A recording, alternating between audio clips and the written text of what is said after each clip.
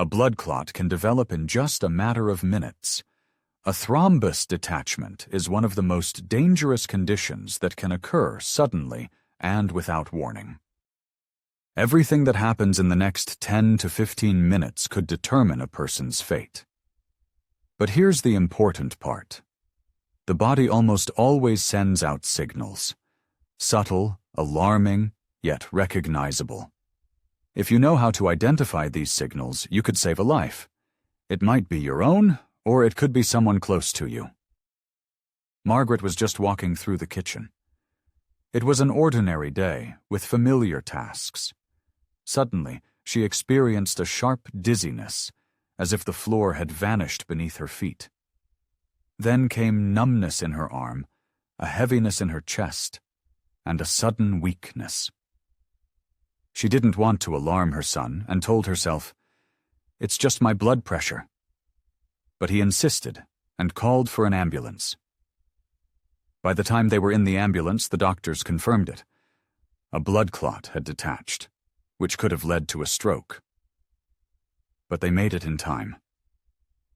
Because someone knew this was more than just fatigue. Blood clots can form quietly over weeks or even months, especially in older adults, those with a sedentary lifestyle, varicose veins, or cardiovascular diseases. They can develop in both veins and arteries. But the most dangerous moment is when a clot detaches. It can block a vital vessel in the heart, lungs, or brain. This is no longer just feeling unwell. It's a crisis where lives are at stake. When does a blood clot detach? A blood clot detaches when a mass of blood that was previously anchored to the vessel wall suddenly breaks loose and begins to travel with the blood flow. When it reaches a narrow section, it can completely block the vessel. This causes oxygen deprivation to the organ that the blood was supplying, such as the brain, lungs, or heart. This can lead to serious conditions like a heart attack, stroke, or pulmonary embolism, where every minute truly counts. If symptoms are not recognized at the moment of detachment, the consequences can be irreversible. Loss of consciousness, paralysis, respiratory failure, or cardiac arrest may occur. What's most frustrating is that it often starts with a minor symptom that can easily be mistaken for fatigue or stress. If we don't learn to recognize these signs, we may find ourselves unprepared. Now, let's get to the most important part. We will discuss the signs that indicate the risk of a blood clot detaching. What symptoms might you feel in your chest, head, arms, or legs? And what immediate actions should you take without delay? This isn't meant to frighten you. It's knowledge that could one day become the most important thing you've ever learned. Please rate how useful you find this video on a scale from 1 to 10, and make sure to share it with your loved ones. They will be grateful. How can you recognize a blood clot detachment in its early stages? The initial signs of a clot detaching are often subtle rather than sharp, more like fatigue or general malaise. This is why they are frequently overlooked. However, the sooner we identify this alarming signal, the better our chances of preserving health and, in some cases, even saving a life. When a clot detaches, time becomes our most valuable resource. Your reaction in the first 10 to 15 minutes can make all the difference. Remember, your body always tries to warn you. You just need to learn how to listen. What happens when a blood clot breaks loose? When a clot dislodges, it starts to move through the bloodstream. If it blocks an artery or a vein, it disrupts the oxygen supply to organs. The body reacts immediately, and symptoms appear depending on where the clot travels. If it goes to the lungs, there may be sudden shortness of breath, a feeling of suffocation, and chest pain. If it travels to the heart, symptoms can include sharp pain, a feeling of pressure, anxiety, and possible pain radiating to the arm or jaw. If it reaches the brain, one might experience sudden dizziness, slurred speech, or numbness on one side of the body. If it lodges in a leg or arm, there could be sharp pain, swelling, paleness or redness of the limb, and a sensation of warmth. All of these signs are serious and require immediate medical attention. Here's what happened to a man. George, 78, woke up one morning with slight numbness in the fingers of his left hand. He thought he had just slept on it. Then he experienced a strange heaviness on the right side of his face. His wife noticed that he was speaking slowly and unclearly. They didn't wait. After 8 minutes, they called for an ambulance. At the hospital, it was confirmed. He was in the early stages of an ischemic stroke caused by a dislodged clot blocking a vessel in his brain. Thanks to their quick response, the consequences were minimal. Just a week later, George returned home. If they had waited, it would have been a different story, his doctor said. If you notice any of the symptoms described, don't wait. Don't take a pill. Don't lie down to rest. Call emergency services. While you wait for help to arrive, open a window or ensure fresh air is flowing in. Don't eat or drink anything. Sit in a comfortable position. If you feel dizzy, don't lie down. If you experience shortness of breath, breathe slowly through your nose. If you have aspirin and are sure there are no contraindications, place half a tablet under your tongue, only if you have chest pain. Important. It's better to be wrong once than to be too late. If your concern turns out to be unfounded, you've just taken an extra step to take care of yourself. If it's confirmed, you'll already be one step ahead. What's most important? Blood clots don't just appear out of nowhere. In most cases, they form gradually in response to a sedentary lifestyle, hidden inflammation, metabolic disorders, or heart issues. Often, a person isn't even aware they're living on the edge until a clot makes its presence known. Knowing the risk factors isn't a reason to be afraid. It's a tool. If you know you belong to a risk group, you gain the power to take control of the situation and reduce the threat. Why does this happen? As we age, our blood vessels lose elasticity and blood flow slows down, especially if we lead a sedentary lifestyle. Under these conditions, blood can thicken, leading to the formation of clots in the veins of the legs.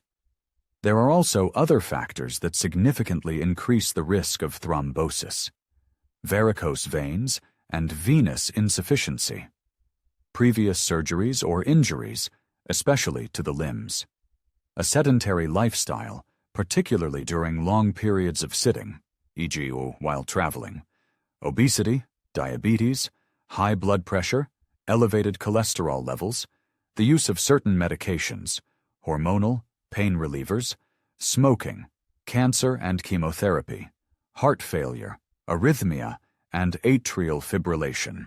The body gives early signals: heaviness in the legs, swelling by evening, nighttime cramps, and numbness in the limbs are all reasons to pay attention. Here's an example. Peter, 68, always considered himself healthy for his age. Yes, he had varicose veins and some extra weight, but overall he felt fine. That was until one day on a plane, after 4 hours of sitting, he felt a strange pain and warmth in his calf. At first, he didn't think much of it. An elderly man seated in an airplane near the window, subtly grimacing as he looks down at his leg. One hand is massaging his lower calf, while the other rests on the armrest. His expression shows anxiety. The warm cabin lighting blends with soft daylight coming through the window, creating an emotionally quiet yet tense moment. The focus is shallow, with cinematic shadows and highlights adding depth to the scene.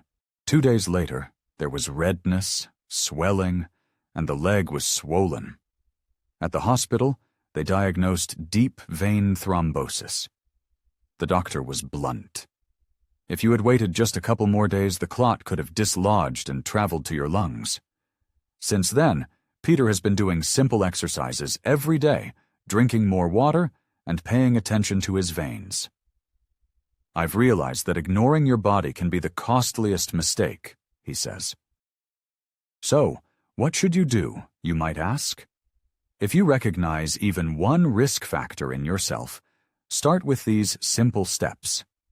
Move every hour, especially if you sit for long periods. Roll your feet, lift your heels, bend your legs, drink water. Dehydration thickens the blood. Keep an eye on your weight and reduce sugar in your diet. Wear compression stockings if you have varicose veins. Get your blood clotting tests, D-dimer, fibrinogen, cholesterol, done at least once a year. Discuss with your doctor if you're taking medications that affect blood flow. And most importantly, don't procrastinate. Even a simple morning walk or stretching at home before breakfast gets your blood flowing. That's already a step toward a healthier life. You can reduce your risk yourself. Here's how. When it comes to blood clots, many people think of them as sudden and unpredictable, something that just happens to them. But the truth is, we can influence this risk every day without pills, injections, or anxiety. Simple, regular actions, movement, nutrition, breathing, and routine keep our blood flowing, our vessels elastic, and our bodies protected. The key here isn't intensity, but gentle, daily self-care. What happens when we move? When we move, even just walking around the room, the veins in our legs pump blood back to the heart. This reduces stagnation and the risk of clotting. When we breathe deeply, especially with relaxed abdomens, the diaphragm massages the veins in the abdominal cavity, helping blood circulate more actively. And when we drink enough water, our blood becomes less viscous, allowing it to circulate more easily and reducing the formation of clots. All of this works not just in theory, but right now, within each of us. Here's a simple yet vivid example. Anna, 74 years old, used to wake up with swollen legs, a feeling of heaviness and anxiety about long trips. Following her daughter's advice, she established a movement routine. A light walk around the room every 45 minutes, morning breathing exercises, and a glass of water with lemon. After a week, the swelling in her legs disappeared, and by the end of the month, she decided to visit her sister in another city.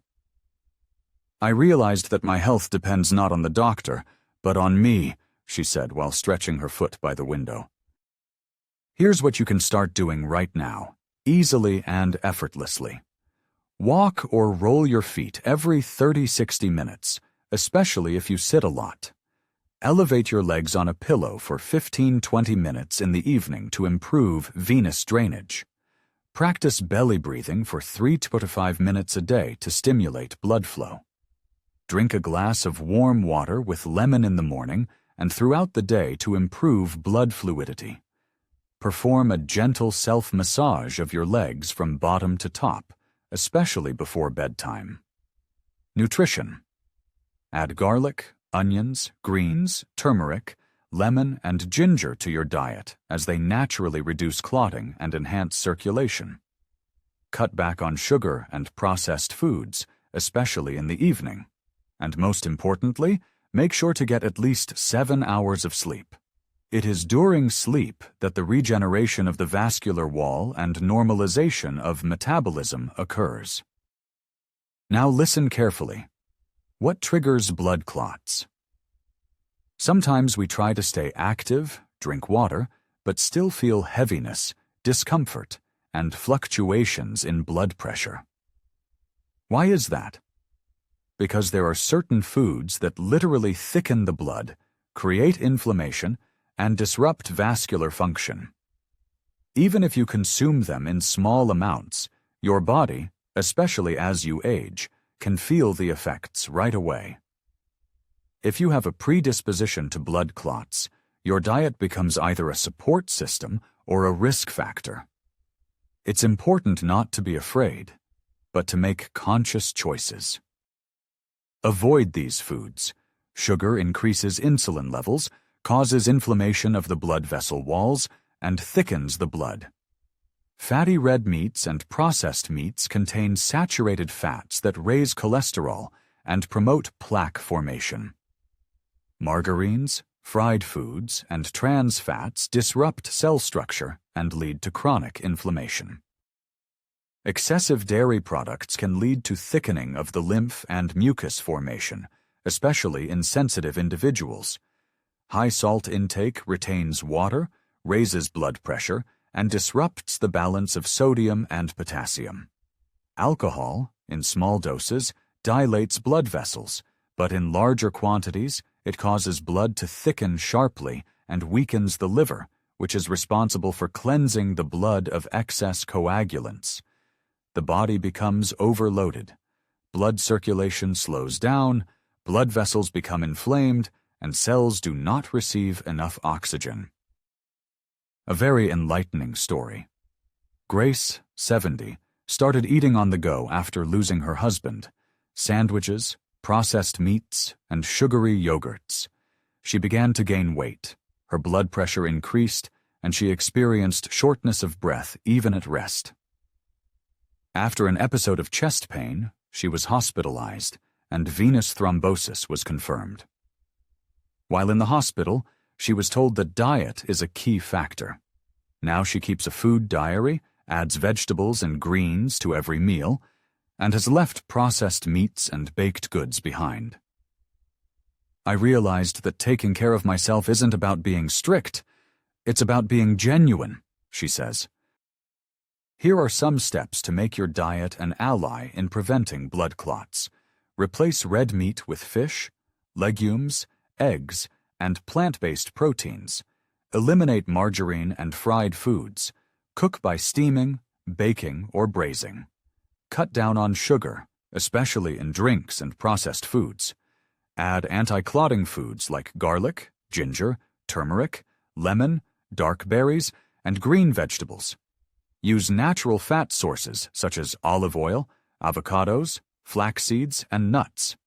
Drink warm water and herbal teas, adding lemon and mint. They help thin the blood gently, and most importantly, don't eat on autopilot. Ask yourself, does this food heal or burden me? In addition to foods that thicken the blood, there are also foods that safely and gently thin the blood every day. Many people think that thinning the blood is only about pills and doctors. However, nature has long created its own remedies that help keep the blood flowing and the vessels clear. These are foods you can eat daily without fearing side effects. They aren't exotic, but are easy to find in a regular grocery store. The key is to know how and with what to combine them. When blood becomes too thick, it moves slowly, creating excess pressure that can damage blood vessel walls and increase the risk of clots. Foods containing natural anticoagulants help maintain balance. Garlic activates enzymes that prevent platelet clumping. Ginger improves microcirculation and reduces inflammation. Turmeric, especially when paired with black pepper, decreases clotting due to curcumin. Lemons and limes, rich in vitamin C, improve blood flow. Berries, especially blueberries, raspberries, and cranberries, contain anthocyanins that strengthen blood vessels. Extra virgin olive oil is rich in antioxidants and lowers levels of bad cholesterol. Tomatoes contain lycopene, which enhances blood circulation. Dark chocolate, 70% cocoa or higher in moderation, dilates blood vessels and boosts mood. Incorporating these foods into your daily diet can help naturally regulate blood viscosity without overburdening the liver and kidneys. Louise, 69, became fearful after having a stroke, afraid of food, walks, and even sleep. Her doctor prescribed medications, but she wanted to be an active participant in her recovery. With the help of a nutritionist, she developed a simple plan: garlic for lunch every day, lemon water in the morning, berries with oatmeal, and a drizzle of olive oil on her salad. After 2 months, her health indicators improved, and her well-being became stable. "I felt like I was in control of my life again," she said with a warm smile, stirring her turmeric-infused soup. Where to start? Begin simply. In the morning, have warm water with lemon and honey. For breakfast, enjoy oatmeal topped with berries and a pinch of fresh ginger. For lunch, a salad with olive oil, garlic, and ripe tomatoes. For dinner, steamed vegetables with turmeric alongside a slice of fish and a wedge of lime. For dessert, a piece of dark chocolate and a cup of herbal tea with mint. Imagine a flat lay of a rustic wooden kitchen table set with a full day of gentle, healing meals: a steaming cup of warm water with lemon and honey, a bowl of oatmeal adorned with berries, and a sprinkle of fresh ginger, a midday salad drizzled with olive oil, garlic, and bright cherry tomatoes, a plate of steamed vegetables seasoned with turmeric next to a slice of baked fish with lime, and a square of dark chocolate paired with a cup of mint herbal tea. Beside the dishes lies a handwritten card titled "Start Simple" and a linen napkin. The atmosphere is warm and nostalgic, illuminated by soft golden hour lighting. Natural sunlight streams through a wooden-framed window, casting cinematic shadows across the table. The cozy vintage setting evokes an emotionally nourishing and peaceful tone. Important: if you are already taking blood-thinning medications, like warfarin, be sure to consult your doctor to avoid any interactions.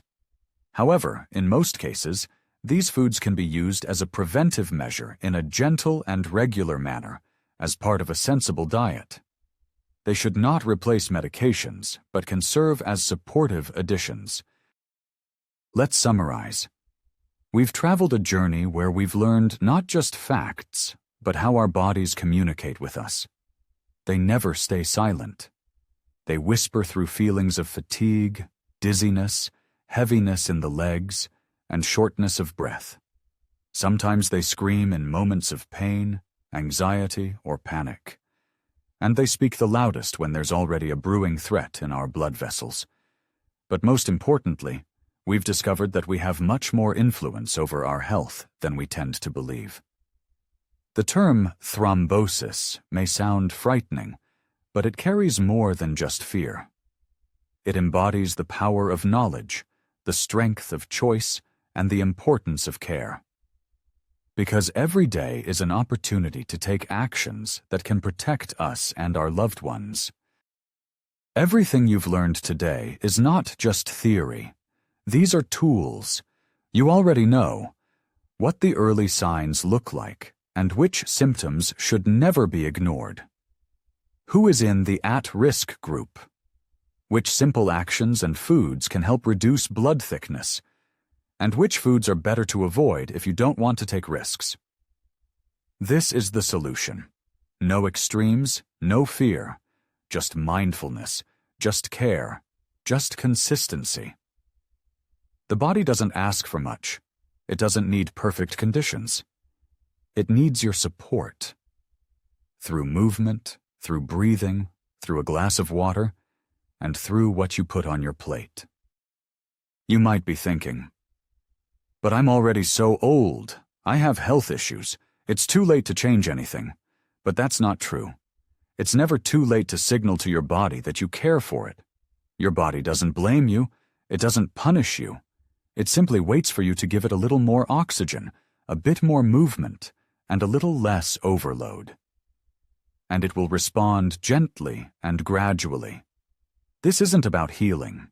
It's about starting to live more easily, Even if you're already on medication, everything we discussed can work alongside it. Because food, water, breathing, and rest are the universal languages that every body understands. So start small. Tomorrow morning, take a walk around your room. Drink a glass of warm water with lemon. Elevate your legs on a pillow in the evening. Read through the list of symptoms and memorize the 34 key signals. Also, talk to your loved ones. Explain to them why you're no longer ignoring that strange weakness or heaviness in your chest. You might just be the person who helps someone else not overlook their own life. And share this video or this story. Let it reach those who think it doesn't concern them, because knowledge shared with love can save lives. Now imagine this. It's morning. You wake up without pain. Your body feels light. Your mind is at peace. You walk to the window, and warm light brushes against your face. In the distance, you can hear birds chirping. On the table lies simple yet nourishing food: water, greens, lemon, and a few seeds. And you are not on the path of illness. You are on the path of life. You are not fighting. You are not waiting for a miracle. You are simply living in harmony with your body, in sync with movement, with breath, with nature. And all of this became possible the moment you chose not to fear, but to take action. Gently, patiently, with love for yourself.